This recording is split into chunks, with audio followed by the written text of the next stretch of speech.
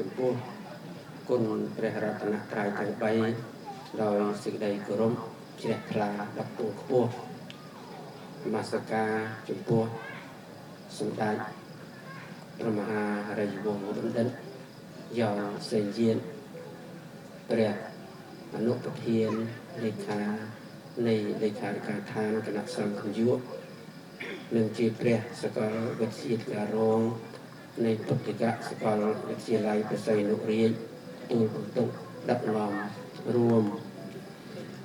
និងជាព្រះបលគុណរាជធានីភ្នំពេញរាជគុណព្រះបលគុណខេត្តបាត់ដំបងព្រះគ្រូនុគុណក្រុងរាជាគណៈព្រះមន្ត្រីសង្ឃប្រធេរានុធេរៈគ្រប់ព្រះអង្គមានព្រះបញ្ញានិញ្ញាណអសៀងហើយណាដោយសេចក្តីស្រឡាញ់រាប់អានក្នុងពធសូមឱកាសអំពីអាយុត្តមអភិបាលរងខេត្តឯកឧត្តមអ្នកតំណាងរាស្ត្រ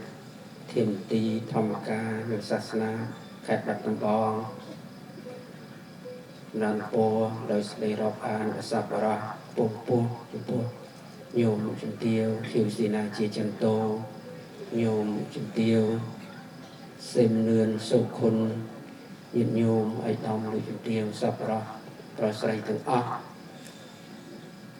មានលោកតាណាដែលត្រូវជាស្វាមីរបស់លោកយាយមហាបាសិកាពុទ្ធសាសនុបឋមហេតុគុណដែលមានបច្ចុប្បន្នហើយអញ្ជើញអង្គុយនៅទីនេះស្រាប់ដោយសេចក្តីស្រឡាញ់រាប់អានក្នុងពធថ្ងៃនេះក្នុងនាមគណៈសង្ឃនាយកគណៈមហានិកាយក៏ដូចជាក្នុងនាមក្រុមលេខាធិការឋានគណៈសង្ឃនាយកនិងខ្ញុំកណាមកភាពផ្ទាល់រួមជាមួយសម្ដេចព្រះមហារាជវង្សបណ្ឌិតយ៉ងសេនយានណានិងព្រះសង្ឃគ្រប់ព្រះអង្គសូមសម្ដែងណានៅការសោកស្ដាយណាចំពោះលោកយាយមហាបាសិកាហេតុគុណដែលបានទទួលអនិច្ចកម្មកន្លងទៅក្នុងជនអាយុ92ឆ្នាំប៉ុន្តែយើងទាំងអស់គ្នាជាពុទ្ធសាសនិកហើយអំបញ្ញមិញនេះក៏បានស្ដាប់នៅជីវប្រវត្តិសង្ខេបរបស់លោកយាយផ្ទាល់ក៏ដូចជាណាស្ដាប់នៅដំណើរជាកិច្ចបច្ឆាមរណៈកិច្ចចុងក្រោយនឹងនៃជីវិតរបស់គាត់ក៏នឹងបានយល់ដូចជាព្រះអង្គបានលើកឡើងអំពីអនិច្ចលក្ខណៈធម៌ក្តីហើយឲ្យយើងទាំងអស់គ្នាស្ដាប់យល់អំពីព្រះពុទ្ធដីកានឹងហើយខំធ្វើបុណ្យនឹងហើយខំធ្វើបុណ្យថាព្រោះគ្រាន់បានជាទីពឹងពំនាក់ទៅក្នុងភពខាងនាយនឹងដូចជានៅក្នុងរឿងដែលភិក្ខុទាំង30រូបគង់ចាំរសាទីក្រុងសាកេតហើយដល់ចេញរសាទៅ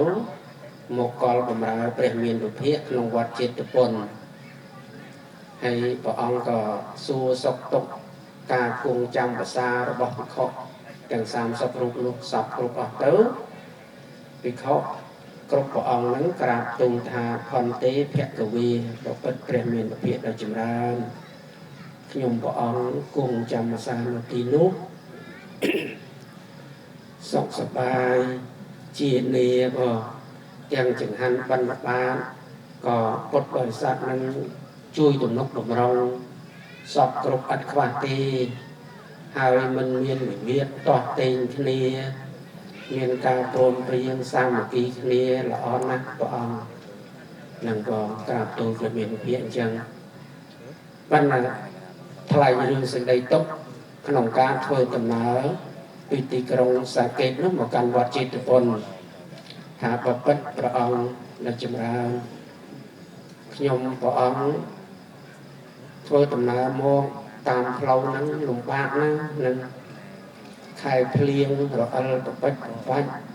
ទឹកត្រៃជីវរអស់លំបាកណាស់ព្រះអង្គច្រើនថ្ងៃតម្រង់មកដល់កលបម្រើព្រះអង្គហើយព្រះមានវិភាកត្រាស់តបវិញធម្មនាភិក្ខុទាំងឡាយអញ្ចឹងហើយណាជីវិតនឹងជីវិតនឹងអញ្ចឹងហើយណាដោយប្រវត្តិរូបបាញ់មិញអញ្ចឹងក៏លោកយាយលោកតាហ្នឹងរៀបចំការបានជាប្តីប្រពន្ធហើយដូចជាស្ដាប់ទៅថាបានសុខសប្បាយខ្ញុំណាហើយបានកូនបានអីអញ្ចឹងទៅហើយមិនតាន់ដឹងអីវាចូលឆ្នាំ75ក៏ប្រទេសជាតិធ្លាក់ចូលសង្គ្រាម3ឆ្នាំ8ខែ20ថ្ងៃហើយដល់ចូលមកវិញមកដូចជាឆ្នាំ8ជាងវិញណាបានរៀបចំការកូនប្រុសស្រី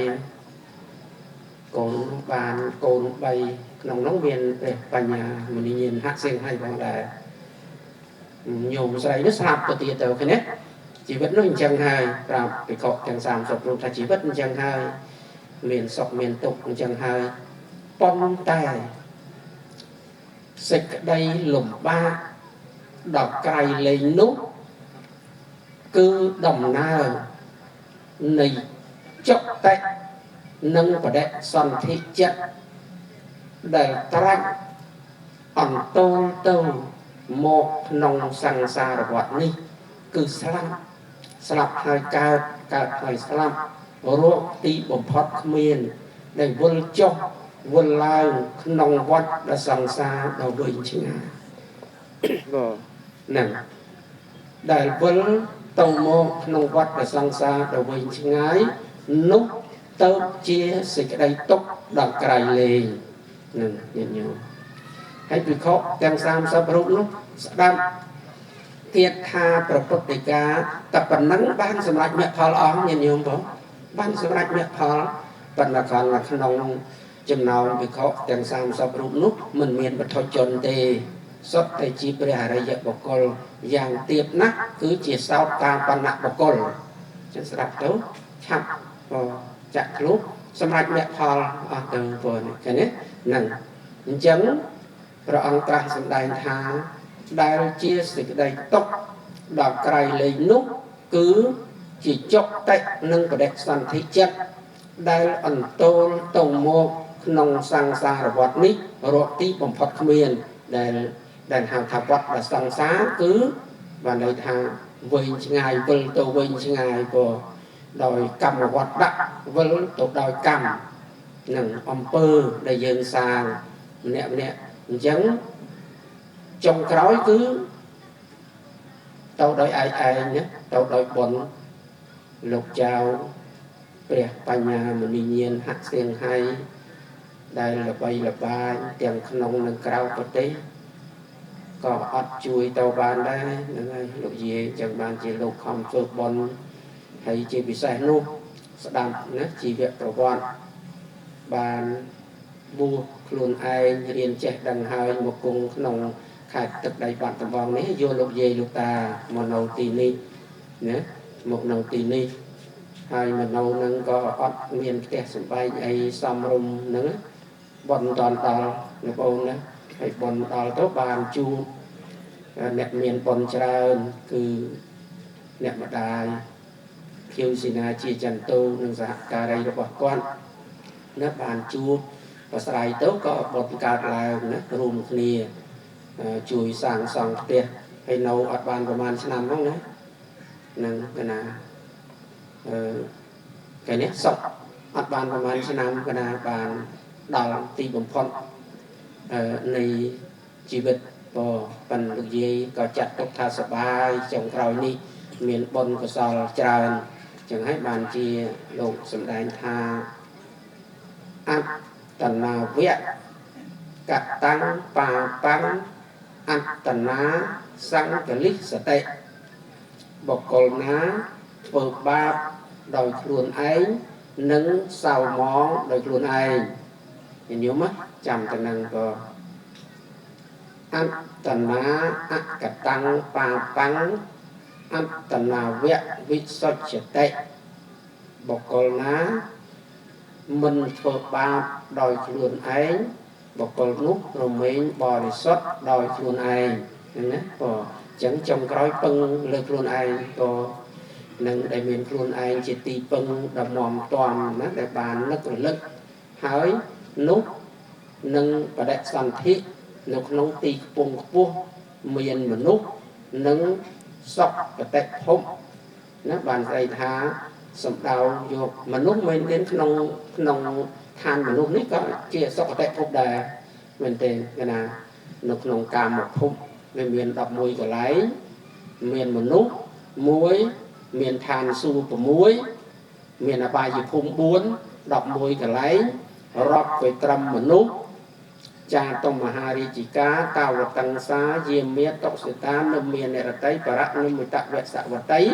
7តង់មនុស្សនេះចាក់សុគតិដែរសុគតិភពអញ្ចឹងមនុស្សនោះក៏សុគតិដែរណាបានន័យថាកំណើតល្អដំណើរល្អដល់អបាយភូមិ4លោកប្រែតបរិឆានអសូរកាយជាទុក្ខតិ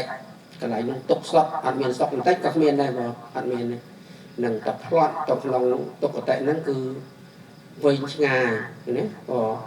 នឹងចឹងសុខទុក្ខហ្នឹងជាធម្មតាដំណើរហ្នឹងក៏ចឹងហើយបានជាលោកសម្ដែងថាអសកោលោកោសត្វពាំងបហាយកៈមនីយ៉ាងសត្វលោកនឹងលះបង់នៅអវយវ័យទាំងអស់នៅក្នុងលោករបស់ជាទីស្រឡាញ់ក្តីមិនជាទីស្រឡាញ់ក្តីហើយនឹងត្រាច់រង្គត់ក្នុងវដ្តសង្សារនេះតែម្នាក់ឯងបានធ្វើបុណ្យទៅនឹករលឹកឃើញបុណ្យទៅបុណ្យនាំទៅកើតនៅក្នុងកំណើតល្អមានមនុស្សជាដើមធ្វើបាបទៅបាបនាំទៅកើតនៅក្នុងកំណើតមិនល្អគឺអបាយភូមិ4បាញ់មិញហ្នឹងក៏នឹងវិលមួយទៀតកិលេសសវត្តដាក់វិលទៅដោយគ្រឿងសៅមងមានលោភៈទោសៈមោហៈជាដើមវិលមួយទៀតវិបាកកវត្តដាក់គឺផលនៃកម្មអ្នកវិលទៅដោយវត្តៈ3ហ្នឹងក៏ដូច្នេះសង្ឃឹមថាបុណ្យកុសលដែលលោកយាយមហាបាសិកាពុទ្ធសាសនុបឋមទេពគុណធ្វើផ្ទាល់នឹងបុណ្យលោកចៅណាបញ្ញាមនីញាណហសៀងហៃនឹងញាតិញោមទាំងប្រសង់ទាំងក្រហោះទាំងអរាប់អានស្រឡាញ់សូមលោកយាយត្រេកអរអនុមោទនាហើយបានបដិសន្ធិទីខ្ពង់ខ្ពស់មានមនុស្សនិងសុគតិភពជាដើមហើយបើបានទៅបដិសន្ធិនោះទីនោះសុខស្រាប់ហើយក៏សូមឲ្យសុខជាភយោភាពណាហើយសូមតាមអភិបាលរក្សា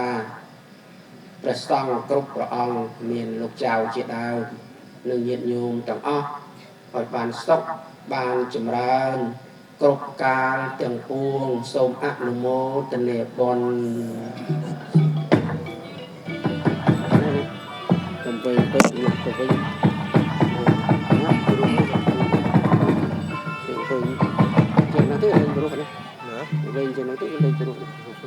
គុំខ្ញុំកណ្ណាសូមថ្លែងអំណរអរប្រគុណយ៉ាងជ្រាលជ្រៅចំពោះសម្ដេចជាម្ចាស់ដែលមានប្រតិសន្ត